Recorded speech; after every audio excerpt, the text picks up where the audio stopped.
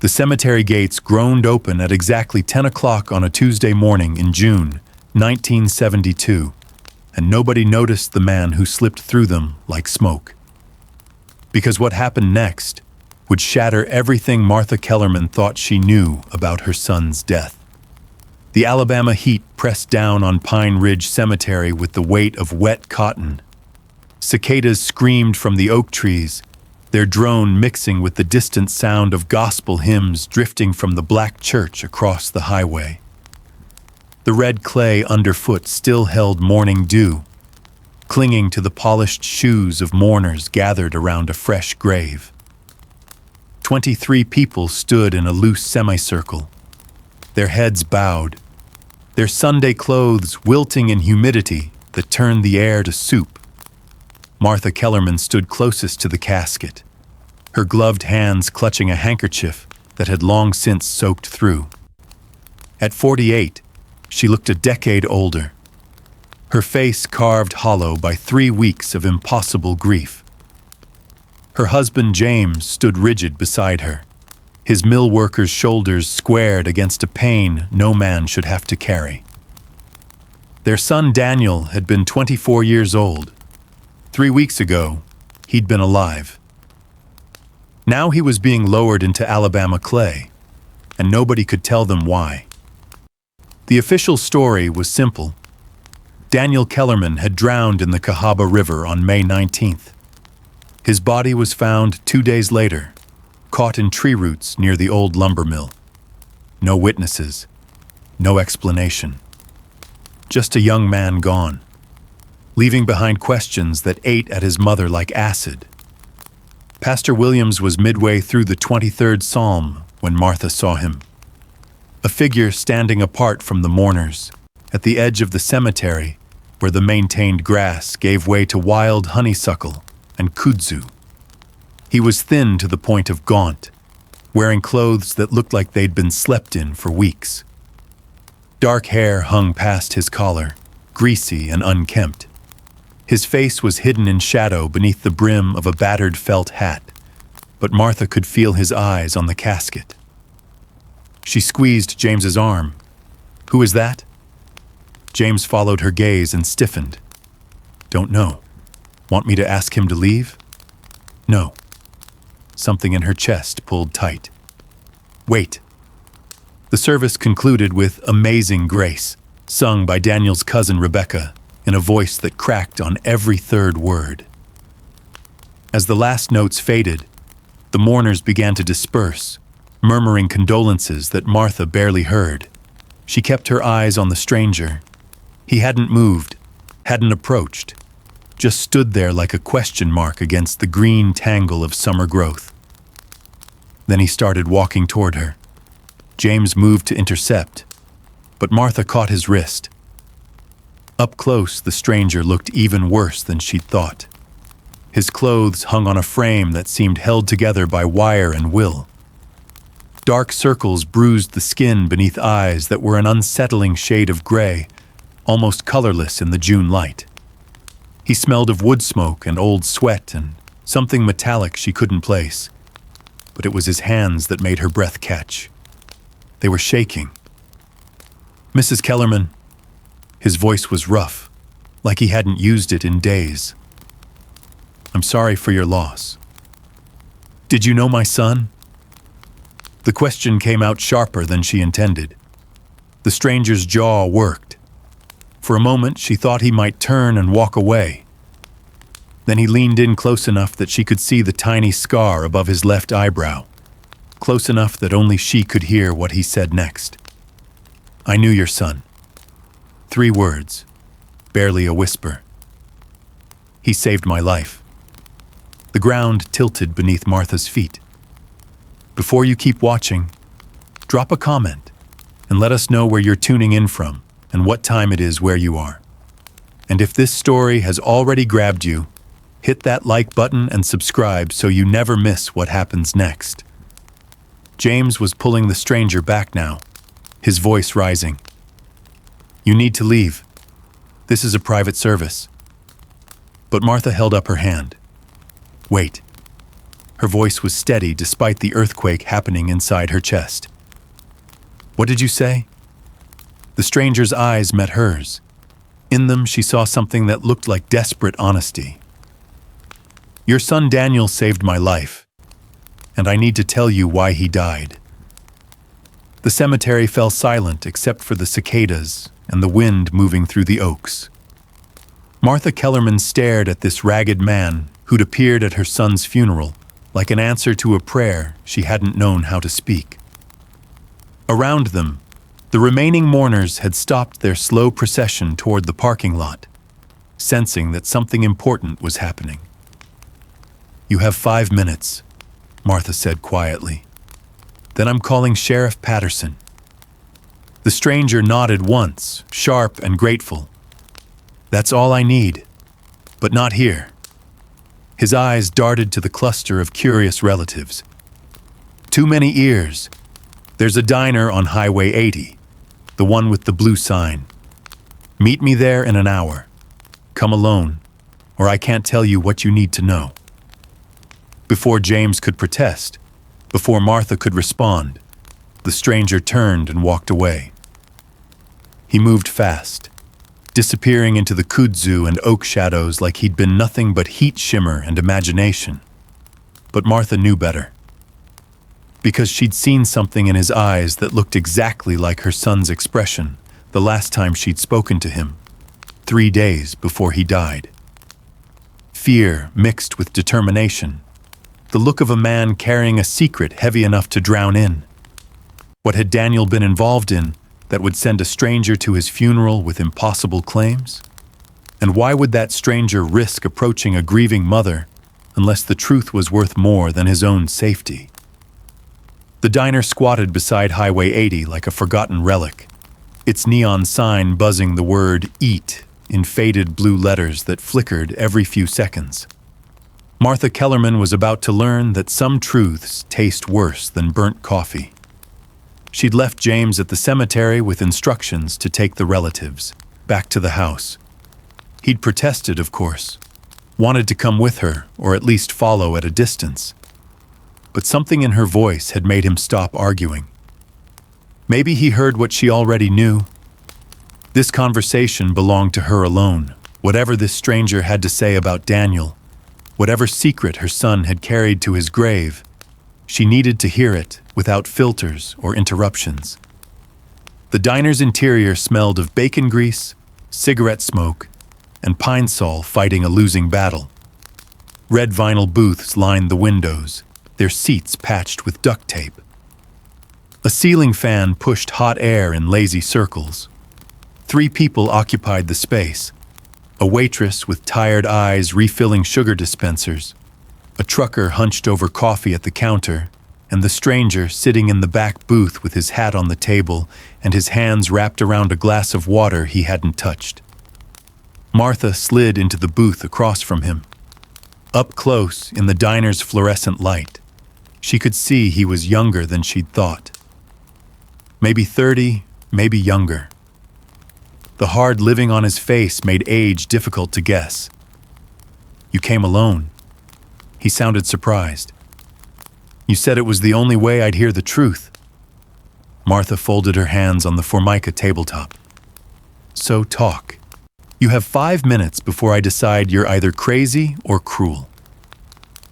The waitress approached with a pot of coffee. The stranger waved her off without looking up. When they were alone again, he leaned forward, his voice dropping to barely above a whisper. "My name is Thomas Bright. For the last 2 years, I've been living in the woods outside Birmingham. Before that, I was nobody. A drunk, a failure, the kind of man people cross the street to avoid." He paused, his throat working. "On March 15th of this year, I decided to end my life." Martha's hands tightened on the table edge, but she said nothing. "I went to the Cahaba River with a bottle of whiskey and a pocket full of pills. Figured I'd take the pills, drink until I couldn't feel anything, then walk into the water and let it finish what I'd already started." Thomas's eyes were fixed on the water glass, watching condensation bead and run.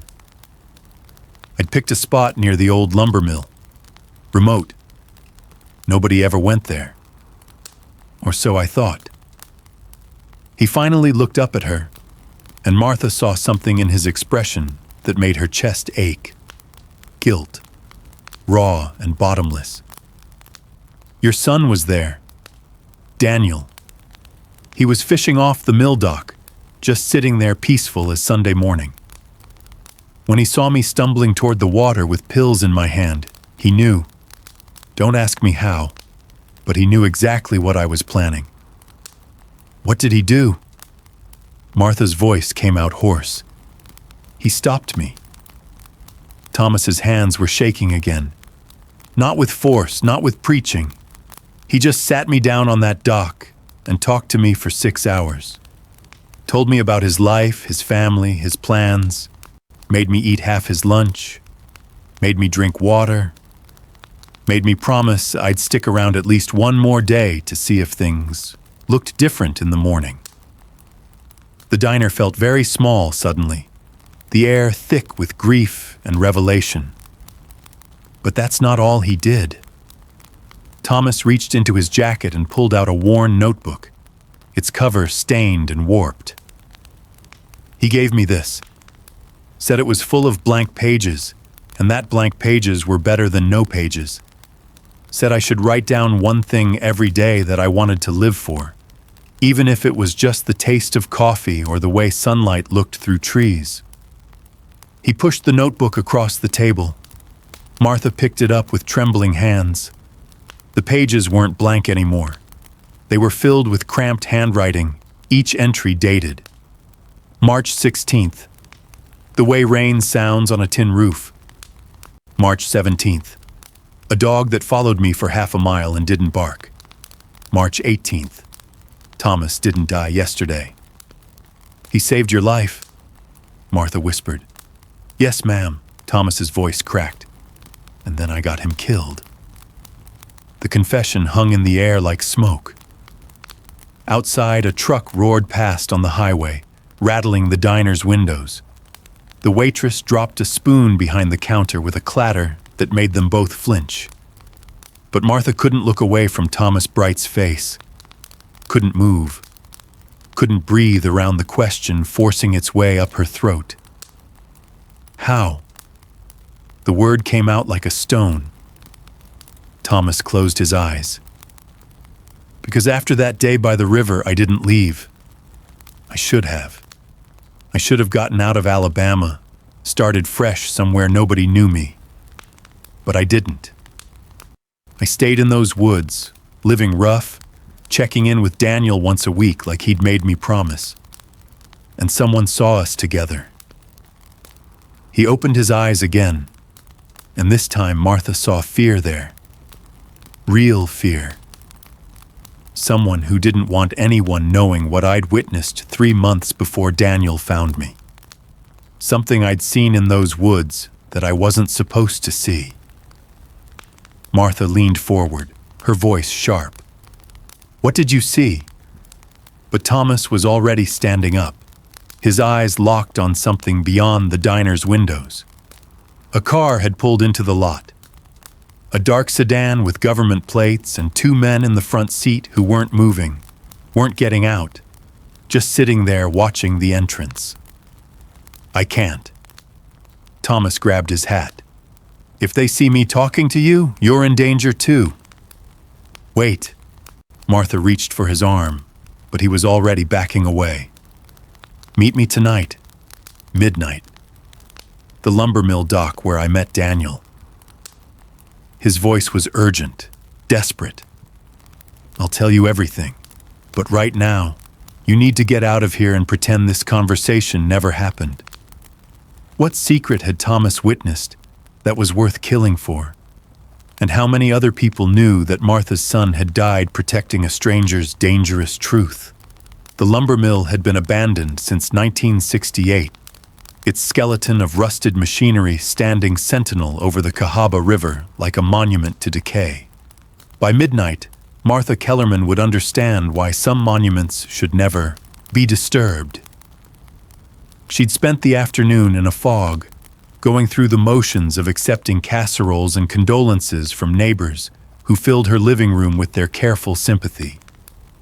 James had asked her twice where she'd gone after the cemetery, and twice she'd deflected with something about needing air, needing time alone. The lie tasted like copper in her mouth, but the truth was impossible to speak. Not yet. Not until she knew what it meant. At 11:30, she told James she was going to bed early. He'd kissed her forehead and said he'd be up soon, just wanted to finish some paperwork from the mill. Martha changed into dark slacks and a navy cardigan, sensible shoes that wouldn't make noise on gravel. She waited until she heard James's chair creak in the study downstairs, heard the rustle of papers and the scratch of his pen. Then she slipped out the bedroom window onto the porch roof, climbed down the trellis like she'd done as a teenager sneaking out to meet boys, and walked the 2 miles to the lumber mill in darkness broken only by occasional fireflies and the thin sliver of a waning moon. The mill property smelled of rotting wood, river mud, and wild onion growing thick in the shadows. Rusted equipment loomed like prehistoric creatures, their angles sharp against the night sky. Water lapped at the dock pilings with a sound like whispered warnings. Martha's heart hammered as she picked her way through knee-high grass toward the river, her eyes adjusting slowly to the darkness. Thomas Bright was already there. He sat on the edge of the dock, his legs dangling over water that reflected stars and fragments. He'd cleaned up since the diner, washed his face and combed his hair, but he still looked like a man carrying weight that might pull him under at any moment. "You came." He didn't turn around. "You knew I would." Martha sat beside him, careful to keep distance between them. "Now tell me what got my son killed." Thomas was quiet for a long moment, watching the river move past in the darkness. When he finally spoke, his voice was steady, rehearsed, like he'd practiced this confession 100 times. "On December 3rd, 1971, I was living in a lean-to shelter about 3 miles upriver from here. I'd been drinking all day, and I ran out of whiskey around sunset. There's a bootlegger who operates out of a fishing shack deeper in the woods, so I headed that direction just after dark. I was maybe half a mile from his place when I heard voices, angry voices, so I stopped." He pulled his knees up, wrapping his arms around them like a child. There were 4 men standing in a clearing. I recognized 2 of them right away. Sheriff Patterson and his deputy, Raymond Cook. The other 2 I didn't know, but they were dressed nice. City clothes. One of them had a briefcase handcuffed to his wrist. Martha's breath caught. What were they doing? Talking about a deal. The city man with the briefcase was telling Patterson that the route had been compromised, that they needed to move the pickup location further south. Patterson was arguing, saying south was too risky, too many people asking questions already. Then the city man said something that made my blood go cold. Thomas turned to look at Martha directly, and in the starlight she could see tears tracking down his face. He said, "We've already dealt with the teacher and the minister. If anyone else starts asking questions about those kids, we'll deal with them too." And then Deputy Cook laughed. Actually laughed. Said something about how easy it was to make problems disappear when you controlled the investigation. The world tilted sideways. Martha grabbed the dock's edge to steady herself. "What kids?" I didn't know then. I was drunk and scared, and I got out of there as fast as I could move without making noise. But the next morning, when I was sober enough to think, I remembered something I'd heard around town a few weeks before. 2 families from the black community over in Clayton had reported their children missing.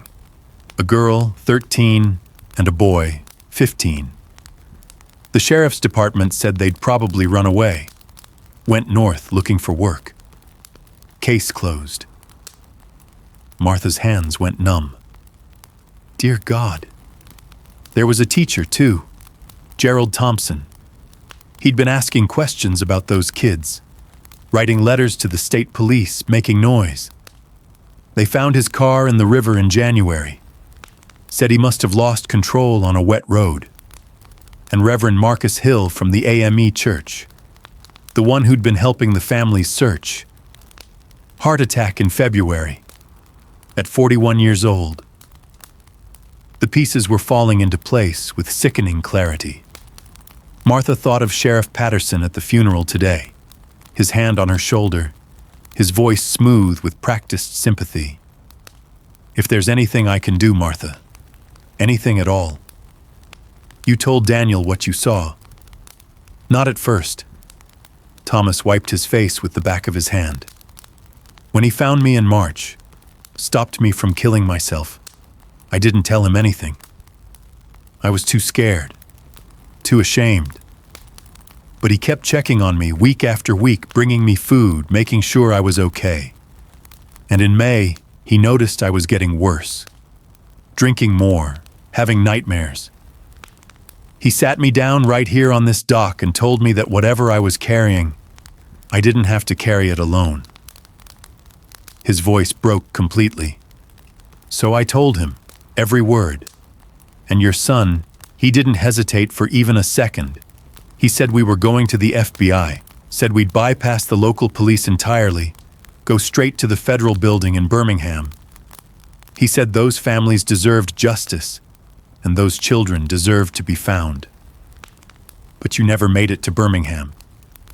We were supposed to go on May 20th. Daniel had it all planned. We'd drive up together, walk right into the FBI office, and I'd tell them everything I'd seen. But on May 18th, Daniel called me at the payphone I'd told him to use if it was urgent. He said someone had been following him. Said he'd seen Deputy Cook's car parked across from his house 3 nights in a row. He was scared, Mrs. Kellerman. Your son was terrified, but he still wanted to go through with it. Martha could barely breathe. What happened on May 19th? I don't know. Thomas's voice was hollow. We were supposed to meet here at dawn, drive to Birmingham together. I waited until noon. He never came. That night I heard people talking at the bait shop down the road. Said Daniel Kellerman had drowned in the river. Accident, they said. Tragic, they said. He turned to face her fully now, his gray eyes burning with intensity. But I knew better, and I knew that if I came forward, if I told anyone what I'd seen or what Daniel had been planning to do, they'd kill me too. So I ran, hid deeper in the woods, stayed away from everyone and everything, until today, when I couldn't stand it anymore. When I had to tell someone the truth about what your son died trying to do. The silence that followed was broken only by the river and the distant sound of a nightbird calling. Martha sat very still, processing revelations that rewired her understanding of everything. Her son hadn't died in a random accident. He'd been murdered. Murdered by men sworn to protect this community. Murdered for trying to save children that most of white Alabama had decided weren't worth saving. And the men who'd killed him were still walking free. We have to go to the FBI, Martha said finally, her voice steady despite the rage building in her chest. Just like Daniel planned. We finish what he started. It's not that simple. Thomas shook his head. I don't have proof. It's my word against a sheriff and whoever those city men were working for. A drunk vagrant accusing law enforcement. Who's going to believe me? I will. The voice came from behind them, sharp and unexpected. Martha and Thomas both spun around. A figure stood at the end of the dock, silhouetted against the mill's ruins. As the person stepped forward into the faint moonlight, Martha's heart nearly stopped. It was her nephew, Daniel's cousin. Raymond Kellerman Jr., Deputy Raymond Cook's son. How long had he been standing there? How much had he heard? And whose side was he on, his father's or the truth? Raymond Kellerman Jr. was 26 years old, fresh out of the police academy, and standing at a crossroads that would define the rest of his life. What he chose in the next 60 seconds would determine whether justice lived or died in Pine Ridge, Alabama. Martha rose to her feet slowly, her mind racing through calculations of trust and betrayal. Raymond Jr., they'd always called him RJ, had been close to Daniel growing up. They'd fished this same river as boys, shared secrets, gotten into the kind of harmless trouble that small-town cousins did. But that was before RJ followed his father into law enforcement, before the uniform changed things between them. RJ, Martha kept her voice level. What are you doing here? I followed you. He stepped closer, his deputy's uniform creased and official even at midnight. His hand rested near his service weapon, not threatening, but present. Saw you climb out your window like some kind of teenager. Figured you were up to something that couldn't wait for daylight. Thomas had gone very still beside her, coiled like a spring ready to bolt. Martha could feel his fear radiating in the darkness. How much did you hear? She asked. RJ's jaw worked. In the faint light, she could see he had his father's square face, his mother's dark eyes, Daniel's same stubborn set to his shoulders. Enough. His voice was tight. Enough to know my father's involved in something that got my cousin killed. The words hung between them like a blade. You going to arrest us? Thomas spoke for the first time, his voice resigned. Or just shoot us and dump us in the river like you people did to Daniel. Thomas, don't, Martha started, but RJ cut her off. You think I'm like him? The anger in RJ's voice was raw and real. You think I put on this badge to help cover up murder? To protect men who killed children? He yanked the badge from his chest and threw it into the river. The splash echoed across the water like a gunshot. Martha's heart hammered. RJ! Daniel came to me. The confession burst out of him like he'd been holding it underwater. 3 days before he died. He showed up at my apartment at 2 a.m, scared out of his mind. Said he needed to tell someone in law enforcement what was happening, but he didn't know who to trust. He asked me if my father was a good man. RJ's voice cracked, and I told him yes. I told him my father was one of the best men I knew. I told him he could talk to Dad, that Dad would help with whatever was wrong. I sent my cousin straight to the man who killed him. The anguish in those words was so complete that Martha found herself moving toward him instinctively. But Thomas grabbed her arm, holding her back. Could be a trap, Thomas whispered. Could be playing us. He threw his badge in the river. Martha hissed back. Badges are cheap. But RJ was still talking, the words pouring out like a confession he'd been holding back for 3 weeks. Daniel never came to my father. He was smarter than that, thank God. But Dad found out anyway. I don't know how. Maybe he had someone watching Daniel. Maybe someone in town told him Daniel had been asking questions. All I know is that on May 18th, I overheard Dad on the phone in his office at the station. He was talking to someone about the Kellerman problem. Said it needed to be handled quietly. Said the river had worked before. It would work again. Martha felt her knees buckle. RJ caught her before she fell, his hands steady and strong like Daniel's used to be. I didn't understand what it meant until they found Daniel's body. RJ's voice was hollow. I've been going crazy for 3 weeks, trying to figure out what to do. I can't prove anything. My father's careful, always has been. But I know in my gut that he killed Daniel. And I know that if I accuse him without evidence, he'll destroy me, and whatever Daniel died trying to expose will stay buried forever. He looked at Thomas, really looked at him for the first time. But if you saw what you say you saw, if you can testify to what those men said in the woods, then maybe we have a chance. Maybe we can finish what Daniel started and do it the right way, the legal way. Thomas studied RJ's face for a long moment. Finally, he spoke. Why should I trust a cop, especially one whose father is neck-deep in this?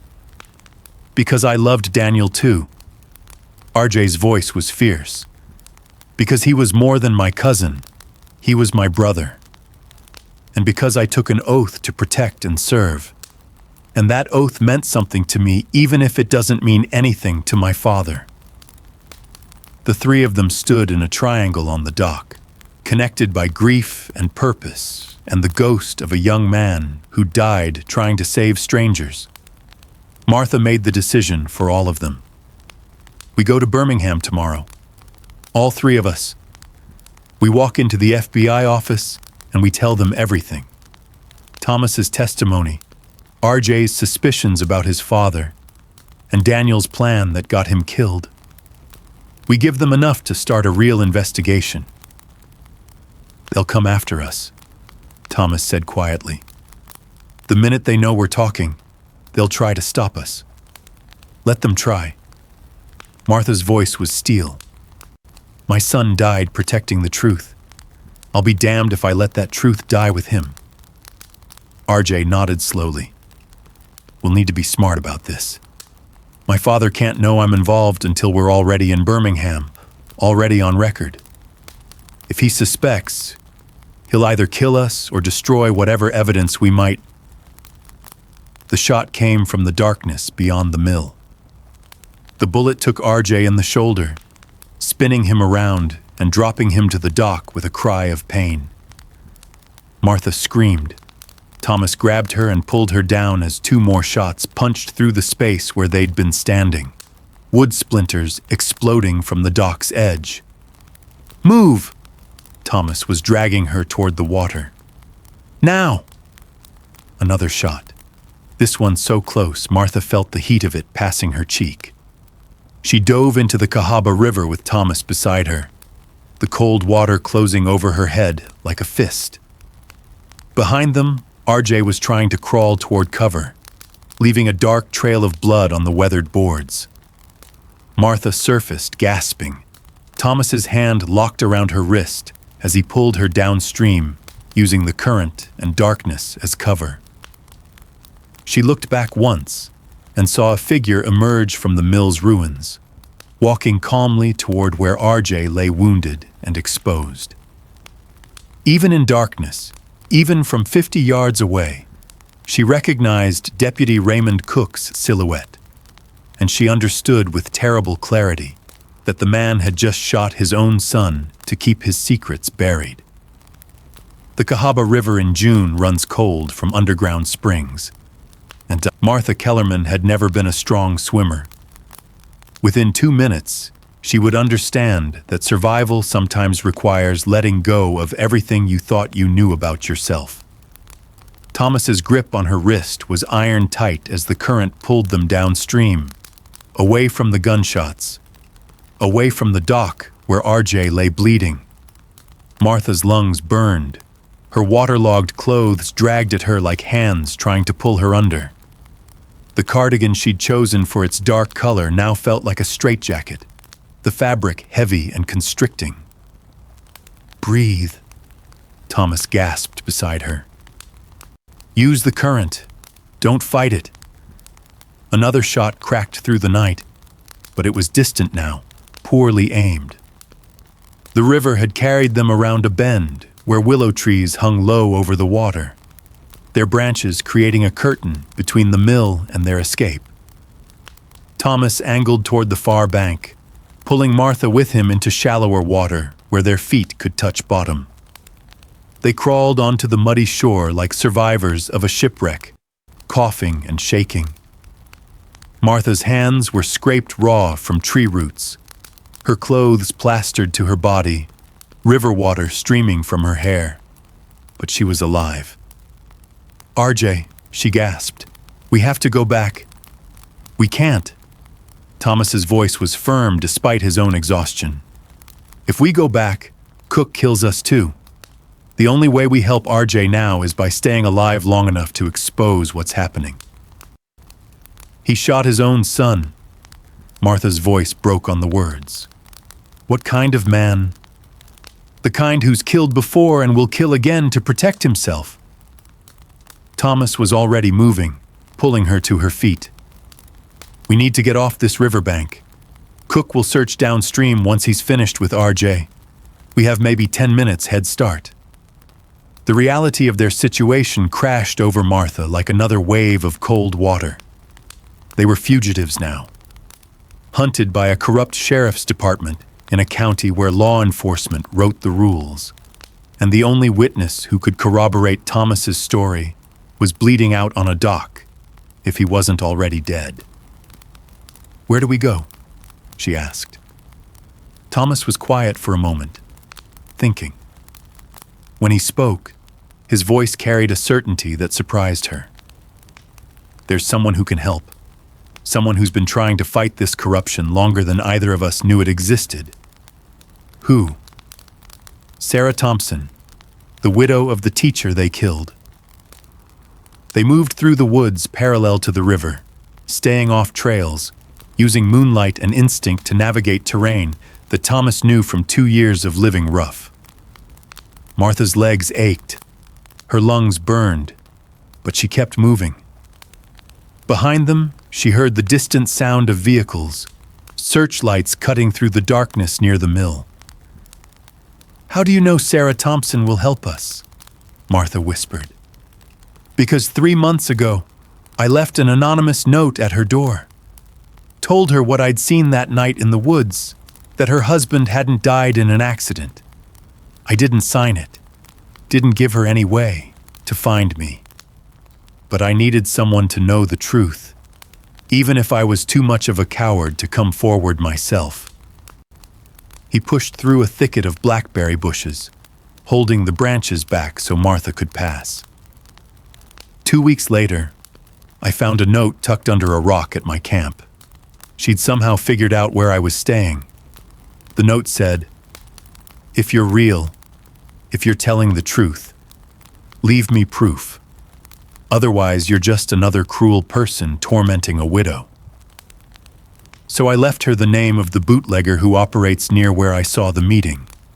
Told her to ask him about late-night visitors, about city cars that shouldn't be in those woods. And did she? She did more than that.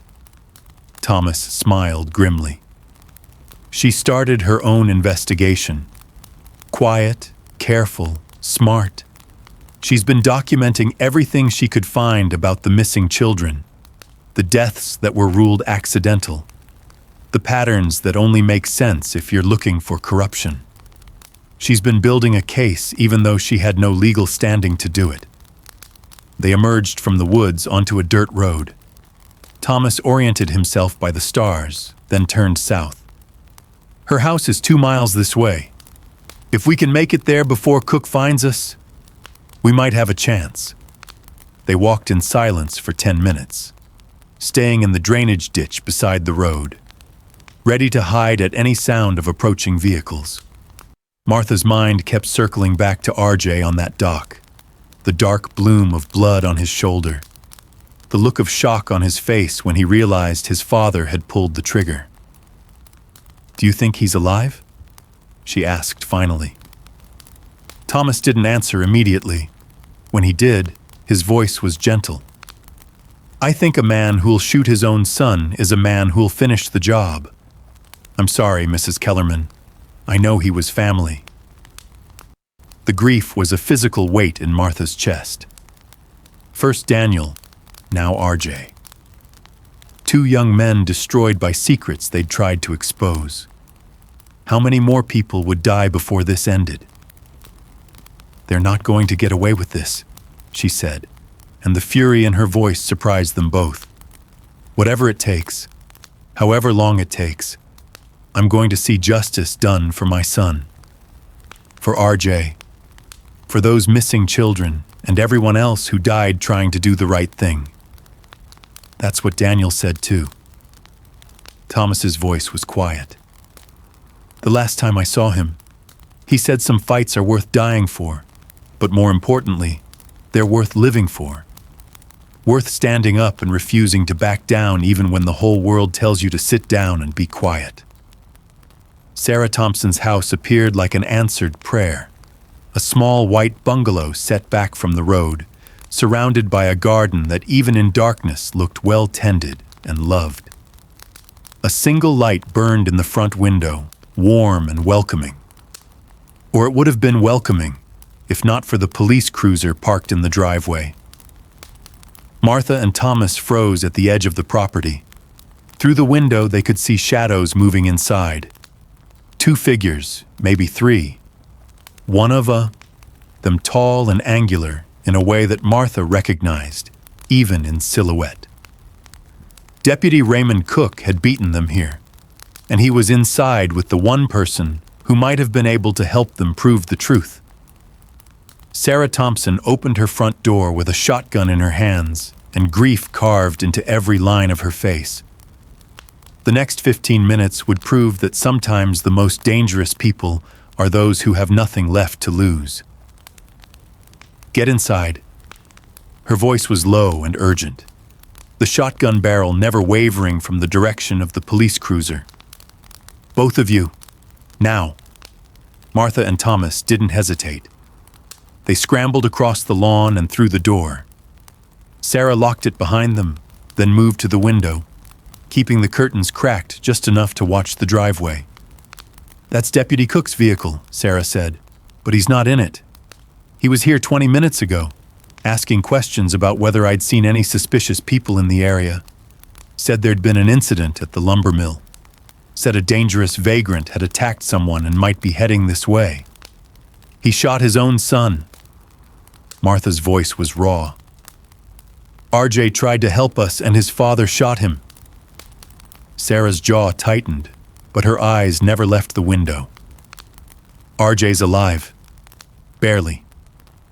I heard it on the police scanner before Cook showed up here. They called an ambulance, said it was a wound sustained during an altercation with a suspect. The whole department's out looking for you two." Relief and horror warred in Martha's chest. RJ was alive, but the machinery of corruption was already rewriting the story, turning victim into villain and murderer into hero. "How did you know we'd come here?" Thomas asked. For the first time, Sarah looked directly at him. She was younger than Martha expected, maybe 35, with dark hair pulled back in a practical bun and eyes that had seen too much grief for one lifetime. "Because you're the man who's been leaving me breadcrumbs for 3 months. The anonymous witness who saw my husband murdered and was too scared to come forward." It wasn't a question. Thomas nodded slowly. "I figured you'd eventually run out of hiding places." Sarah moved away from the window, satisfied that Cook wasn't immediately outside. "What I didn't expect was for you to bring Daniel Kellerman's mother with you. Though I suppose that makes sense, given what happened tonight." She set the shotgun down, but kept it within reach, then gestured to the kitchen table. "Sit, both of you. We don't have much time, and there's things you need to know." The kitchen was clean and sparse, the home of someone who'd stopped caring about comfort and started caring only about purpose. A corkboard on the wall was covered in newspaper clippings, photographs, handwritten notes connected by red string. Martha recognized it immediately, the kind of investigation board she'd seen in detective movies. Except this one was real, and it was documenting the systematic destruction of an Alabama community. "I've spent 8 months piecing this together," Sarah said, pouring 3 glasses of water from the tap. "Ever since Gerald died and the sheriff's department closed the case in 48 hours without investigating anything. I knew my husband. He was careful, sober, a good driver. He didn't just lose control of his car on a straight road in daylight. She pulled down one of the photographs from the board. It showed 2 children, the missing teenagers Thomas had mentioned. The girl had a bright smile and braids tied with yellow ribbons. The boy wore a church suit and looked seriously at the camera like he was trying to be grown. Keisha Washington and Marcus Bryant. They disappeared on November 5th, 1971. Both were excellent students. Both had jobs and responsibilities. Both were planning to attend college. The sheriff's department spent exactly 3 days looking for them before declaring they'd run away. Case closed. But they didn't run away, Martha said softly. No. Sarah's voice was hard. They were taken, and I believe they're part of something much bigger than 2 missing kids from a black neighborhood that White Pine Ridge pretends doesn't exist. She pulled down more photographs, more clippings. Martha saw patterns emerging, a network of disappearances spanning 3 years. Children from poor families, mostly black but some white, all from communities without resources or political power to demand real investigations. Gerald figured it out before I did, Sarah continued. He was tutoring Marcus Bryant in mathematics. When Marcus disappeared, Gerald started asking questions. He discovered that at least 9 children had vanished from a 50-mile radius over 3 years. 9 children, and not one investigation that lasted longer than a week. Thomas leaned forward. The men I saw that night, they mentioned moving a pickup location. They were talking about trafficking, weren't they? I believe so. Sarah pulled down a map marked with red X's. Gerald found a pattern. The disappearances clustered around certain dates, always near highways, always in communities where law enforcement had ties to certain influential families. He was going to take what he'd found to the state police. 2 days later, his car went into the river. Martha stared at the board, seeing her son's handwriting in the margins of some of the notes. Daniel was helping you. He came to me 6 weeks ago. Sarah's expression softened slightly. Said he'd heard about what happened to Gerald. Heard I was asking questions. He offered to help however he could. Smart boy, careful. He understood the danger. Not careful enough, Martha whispered. Careful enough to make copies. Sarah moved to a cabinet and pulled out a manila envelope.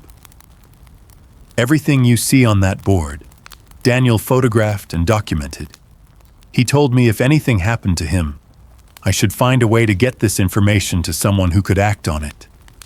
He said his mother was the strongest person he knew, and that if he didn't make it, I should trust you to finish what he started. The envelope felt heavy in Martha's hands. Inside were photographs, documents, testimonies from families whose children had vanished, financial records that Thomas couldn't begin to understand, but that clearly showed money moving through accounts connected to Sheriff Patterson and Deputy Cook. This is evidence, Martha said. Real evidence. Why haven't you gone to the authorities? Because the authorities are the criminals. Sarah's laugh was bitter. I tried. I sent copies to the state police. 2 weeks later, someone burned down my garden shed. A warning. I tried contacting a reporter at the Birmingham paper. He told me he'd look into it.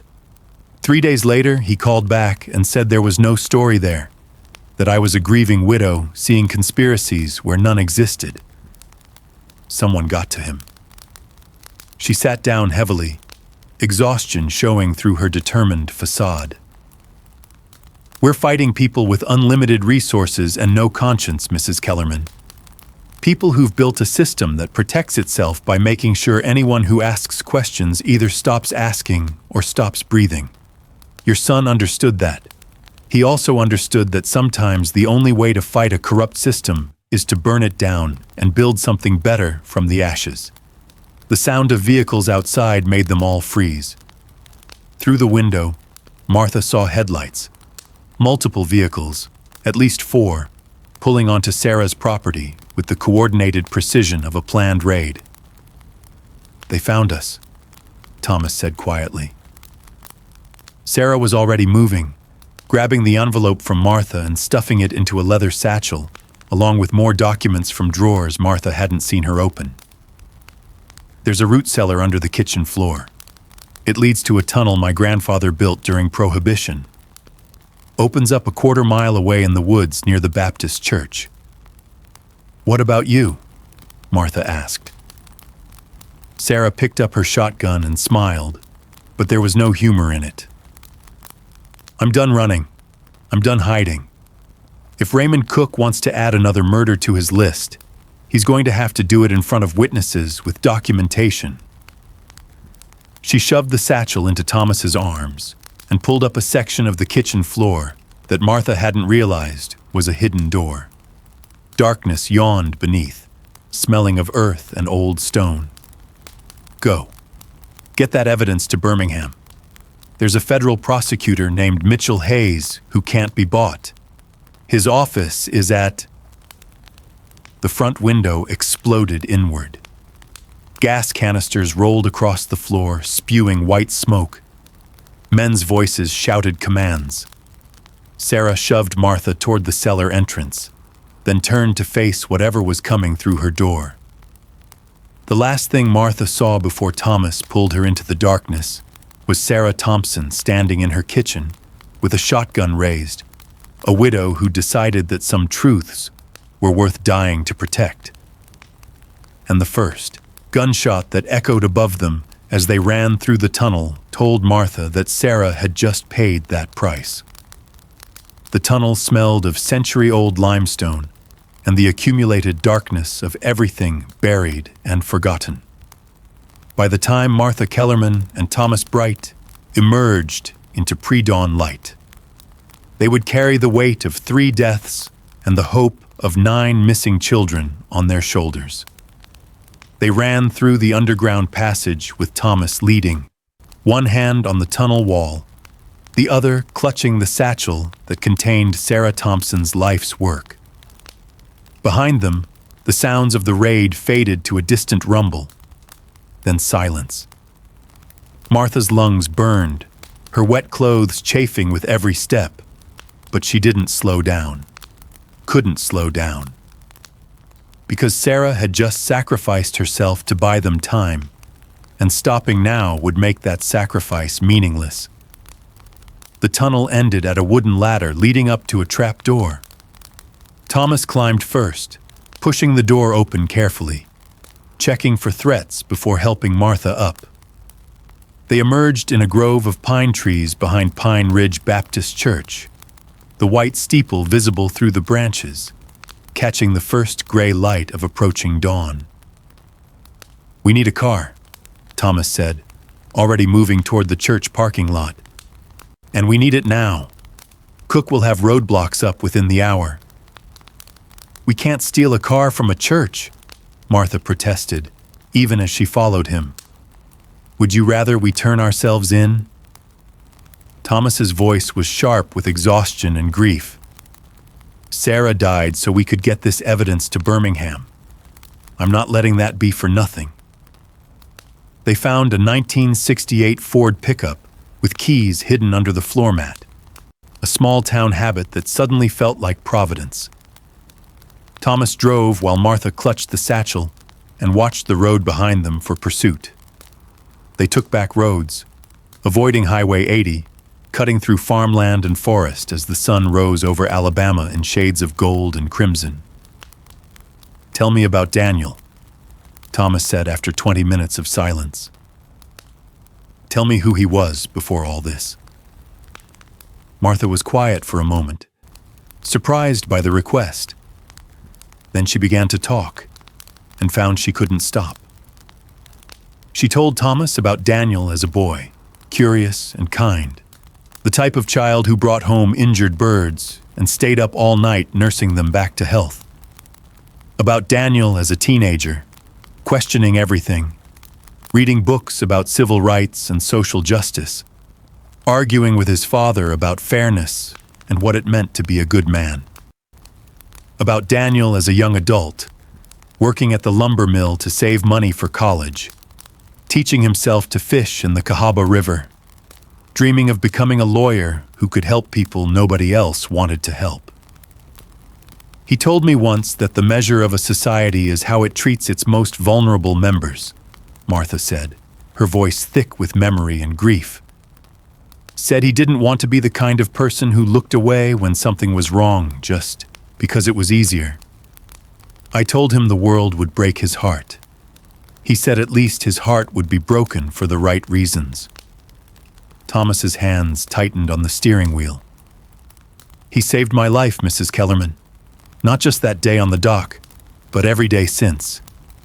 Every time I think about giving up, I remember that your son saw something worth saving in a drunk nobody who'd already given up on himself. That kind of faith changes a person. They reached Birmingham at 8:30 in the morning. The federal building was the imposing structure of granite and glass in the heart of downtown, American flags snapping in the breeze above its entrance. Thomas parked 2 blocks away, and they sat for a moment, gathering courage. Once we walk through those doors, everything changes, Thomas said. They'll protect us, but they'll also own us. We'll be witnesses, evidence, pieces in a federal case that could take years to prosecute. Our lives won't be our own anymore. My life stopped being my own the day they killed my son, Martha replied. Let's finish this. The lobby was cool and hushed, their muddy clothes and haunted faces drawing stares from security guards and office workers arriving for the day. Martha approached the reception desk with her head high, her voice steady despite everything. I need to speak with federal prosecutor Mitchell Hayes. Tell him it's about the Pine Ridge trafficking ring and the murder of Daniel Kellerman. The receptionist's professional smile faltered. She picked up a phone, spoke in low tones, then looked back at them with new wariness. Someone will be down shortly. Please have a seat. They didn't sit. They stood in that lobby like soldiers waiting for orders, the satchel between them, the weight of everything they'd survived pressing down like gravity. Mitchell Hayes appeared 12 minutes later. He was a tall black man in his 50s, with silver at his temples and eyes that assessed them with the quick intelligence of someone who'd learned to read people and situations instantly. His gaze lingered on their muddy clothes, Martha's scraped hands, Thomas's hollow-eyed exhaustion. I'm Prosecutor Hayes. You mentioned Pine Ridge and trafficking. Come with me, now. They followed him to a conference room 3 floors up. He locked the door, pulled the blinds, then turned to face them with an expression Martha couldn't quite read. Before you say anything, I need you to know that I've been investigating Sheriff Patterson and his department for 14 months. I have open cases related to 3 suspicious deaths and at least 6 missing children. But I haven't been able to move forward because every witness I've approached has either recanted their testimony or disappeared. He paused. So the question is, are you 2 going to disappear too? Or are you finally the break I've been waiting for? Martha set the satchel on the conference table and opened it. My son Daniel was murdered 3 weeks ago for trying to expose a child trafficking operation run by law enforcement in Pine Ridge. This satchel contains evidence compiled by Sarah Thompson, whose husband was also murdered for investigating the same crimes. And this man, she gestured to Thomas, is an eyewitness who can testify to conversations between Sheriff Patterson and unidentified accomplices discussing the operation. Hayes's expression didn't change, but his hands moved to the documents, spreading them across the table with the careful attention of someone who understood exactly what he was looking at. Sarah Thompson was killed approximately 4 hours ago, Martha continued, her voice breaking slightly. Deputy Raymond Cook shot his own son last night to prevent him from testifying. We've been hunted across Pine Ridge County by corrupt law enforcement who will kill anyone who threatens to expose them. We're not disappearing, Mr. Hayes. We're here to make sure every single person responsible for my son's death goes to prison for the rest of their lives. Mitchell Hayes looked up from the documents, and for the first time since entering the room, he smiled.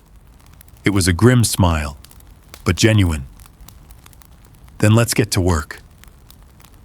For the next 6 hours, Martha and Thomas told their stories to a room full of federal agents and prosecutors. They answered questions, provided details, walked through timelines. The evidence Sarah had collected was photographed, cataloged, analyzed. Arrest warrants were drafted. A task force was assembled. At 3 o'clock in the afternoon, federal agents raided the Pine Ridge Sheriff's Department. Sheriff Patterson was arrested at his desk. Deputy Cook was taken into custody at the hospital, where he'd been giving a statement about his heroic confrontation with dangerous suspects. By sunset, the story was breaking on every news station in Alabama. A major child trafficking ring had been exposed. Law enforcement officials were in custody. An investigation that spanned 3 years and multiple counties was finally moving forward. Martha watched the news from the safe house where the FBI had taken her and Thomas. On the screen, she saw footage of her own house, of the cemetery where Daniel was buried, of the Cahaba River where so much blood had been spilled. Mrs. Kellerman. An agent approached with a telephone. It's your husband. He's been frantic. Would you like to speak with him? Martha took the phone with shaking hands. James? Martha. Oh God, Martha, are you safe? I've been going out of my mind. I'm safe, I'm sorry. I'm so sorry I couldn't tell you. But I had to. I know what you had to do. James's voice was thick with emotion. I saw the news. Daniel was a hero. Our son was a hero. And you made sure the world knows it. Martha closed her eyes, tears finally falling. He saved children, James. He died trying to save children that nobody else cared about saving. That's our boy. That's exactly who we raised him to be. They talked for 20 minutes, making plans for when she could come home, when life could begin to resemble normal again. But Martha knew that normal was gone forever. Normal had died with Daniel. What came next would be something else entirely. Harder, maybe, but also truer. A life lived in honor of sacrifice and truth. When she hung up, Thomas was standing at the window, watching the sun set over Birmingham. He'd cleaned up, shaved, looked almost human again, except for the shadows in his eyes that would probably never completely fade. What happens now? He asked. Now we testify. We make sure Patterson and Cook and everyone involved never sees freedom again. And then, Martha joined him at the window. Then we find those children, or at least find out what happened to them. We give their families closure. We make sure Daniel's death meant something. It already means something. Thomas's voice was quiet but certain. Your son taught me that one person standing up can change everything. That mercy isn't weakness, and courage isn't the absence of fear. He gave me my life back, Mrs. Kellerman. I'm going to spend the rest of it making sure his example wasn't wasted. Outside, Birmingham's lights began to flicker on, thousands of them, each one representing a life, a story, a choice between looking away or standing up. And somewhere in Pine Ridge, Alabama, Families who'd been told their children didn't matter were learning that someone had cared enough to die fighting for justice. 3 years later, Martha Kellerman stood in a courtroom in Montgomery and watched Raymond Cook receive a life sentence without the possibility of parole. Justice, when it finally arrived, tasted like ash and rain and the memory of everything that had been lost to get there. The trial had taken 32 months to reach this moment. 32 months of depositions and testimonies, of evidence presented and cross-examinations endured, of Martha reliving her son's death over and over in front of judges and juries and reporters who turned human tragedy into headlines.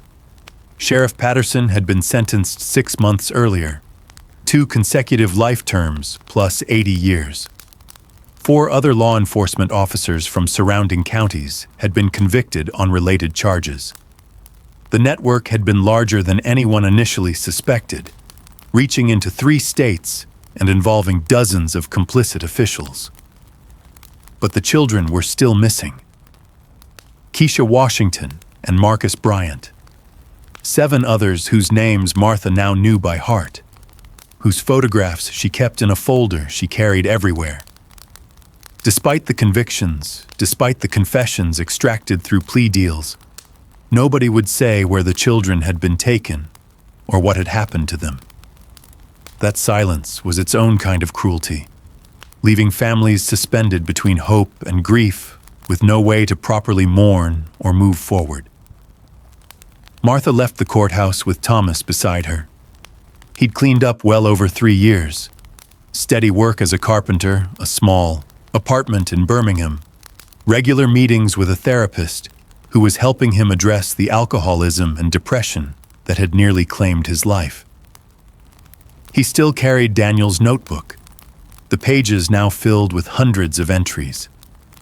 Small reasons to keep living, written in cramped handwriting that had grown steadier with time. "You okay?" Thomas asked as they descended the courthouse steps into autumn sunlight. "I don't know if I'll ever be okay again," Martha admitted. "But I'm here. That counts for something." James was waiting by their car, his face showing the same exhaustion Martha felt. The trial had aged them both, carved new lines into their faces and turned their hair silver gray. But they'd survived. Their marriage had survived. Some days that felt like its own small miracle. "It's done," James said, not quite a question. "It's done," Martha confirmed. They drove back to Pine Ridge in silence. The town had changed in 3 years, not physically, but spiritually. The corruption had been exposed, the illusion of safety shattered. Some residents had embraced the truth, demanding accountability and reform. Others clung to denial, insisting that good men had been wrongly accused, that outsiders had destroyed their community. The division ran through families, churches, and neighborhoods like a fault line that might never fully heal. But there were changes worth celebrating too. RJ had survived his father's bullet and the surgery that followed. He'd left law enforcement, moved to Atlanta, and was now studying social work. He called Martha every Sunday, and they talked about Daniel, about healing, about the long road toward becoming people they could be proud of. Mitchell Hayes had been appointed to a federal judgeship and had made it his mission to prosecute child trafficking cases across the Southeast. Sarah Thompson's name was on a scholarship fund for students pursuing justice-related fields, her memory honored at the high school where her husband had taught. And in the cemetery where this story began, there was a new monument beside Daniel's grave, a simple stone that read, "In memory of those who speak truth to power. May their courage echo through generations." Martha visited that cemetery every Tuesday morning, the same time Daniel's funeral had been held 3 years and 4 months ago. She brought flowers. She talked to her son. She told him about the cases being solved, the reforms being implemented. The small victories that added up to something that might eventually resemble justice. On this particular Tuesday, she found someone else there. A woman in her 40s, black, with natural hair and eyes that held an ocean of grief. She stood in front of the memorial stone, her hand resting on its surface like she was trying to absorb strength from the cold granite. "I'm Lorraine Washington," the woman said when she noticed Martha. "Keisha's mother." Martha's breath caught. "I'm so sorry. I'm so sorry we couldn't find her." "You tried." Lorraine's voice was steady, but weighted with unspeakable loss. "That's more than anyone else did. For 2 years before Daniel started asking questions, I screamed into a void. I begged for help. I was told my daughter didn't matter enough to waste resources on. You made the world see that she mattered, that she was worth fighting for." The two mothers stood together in the cemetery, connected by absence and the terrible knowledge that some wounds never fully close. "I still have hope," Lorraine said quietly. "Some days it's all I have.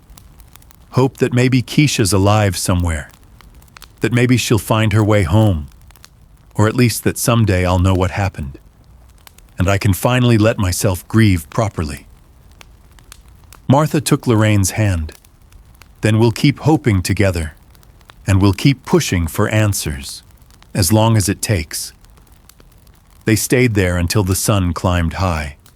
Two women who'd lost everything standing witness to the cost of truth and the value of fighting for it anyway. Eventually, they exchanged phone numbers, made plans to meet for coffee, began the slow process of turning shared trauma into something that might someday resemble community or even healing. As Martha drove home, she thought about Daniel's last words to her, spoken 3 days before he died during a phone call she'd replayed in her memory 1,000 times.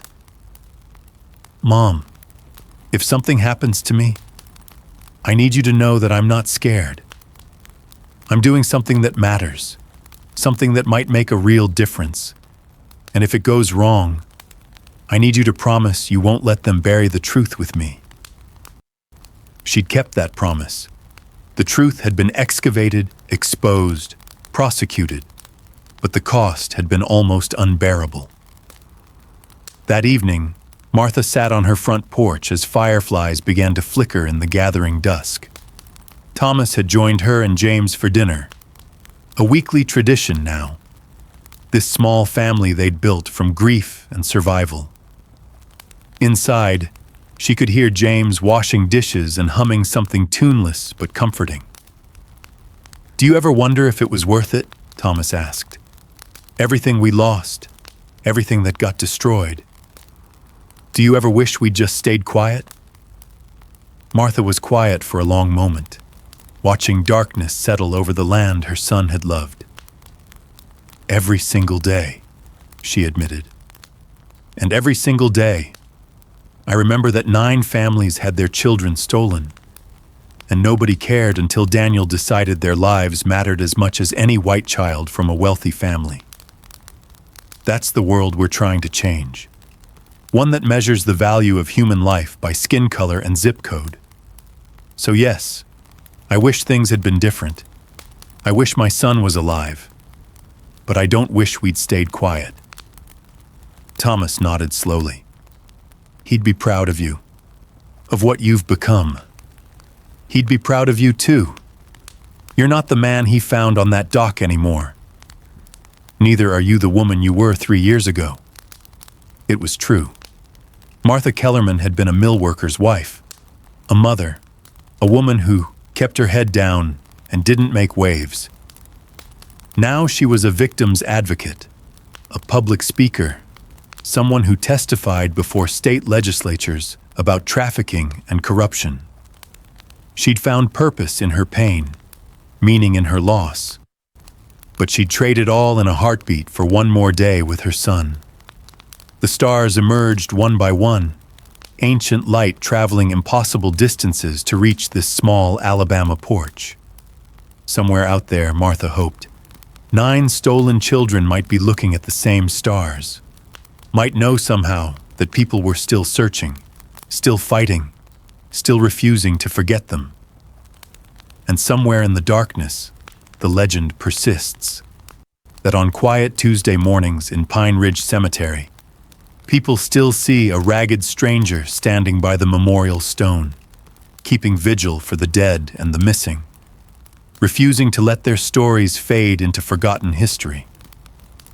The truth, once spoken, can never be completely silenced. It echoes forward through time, carried by those brave enough to whisper it first, and those who refuse to let it die. If this story moved you, if it made you think about the cost of justice and the courage it takes to stand up for what's right, leave a comment below. Share this video so others can hear Daniel's story. And subscribe to this channel, because there are too many voices that tried to speak truth and were silenced. We owe it to them to keep listening, keep sharing, keep fighting for a world where every life matters equally, and where the powerful can no longer silence the vulnerable with impunity.